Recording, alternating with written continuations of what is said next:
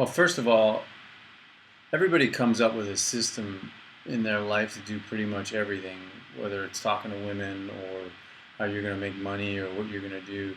So I think it's really cool to look at what other people are doing. Like, I've come up with stuff in my years of talking to women just naturally. I had a system. I didn't realize I had a system, but I did.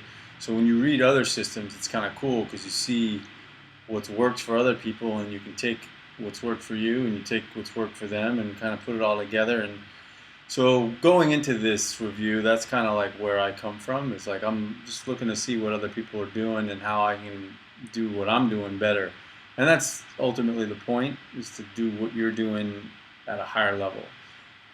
So having said that, I thought Make Women Want You was pretty great. I had like a pretty amazing experience reading it. Like, I realized a lot of cool things.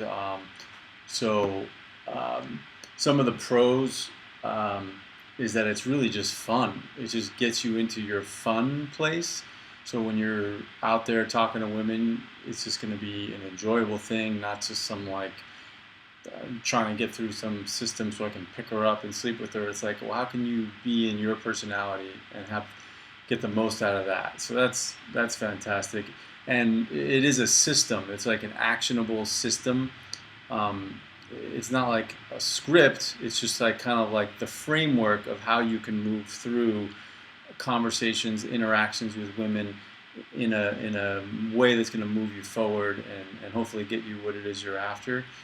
Um, Now, underlying this system, there's a lot of philosophical stuff, which I think is like the heart of the ebook. It gets at like, what do you believe about yourself, and what do you believe you're capable of? And that's something you can't just read an ebook and change. So that's like, in my mind, it's one of the biggest pros and one of the biggest cons at the same time, because it gives you this amazing philosophy on how to approach women and how to think about yourself. But it also, like, you can't necessarily do much about that, like today, tomorrow, the next day.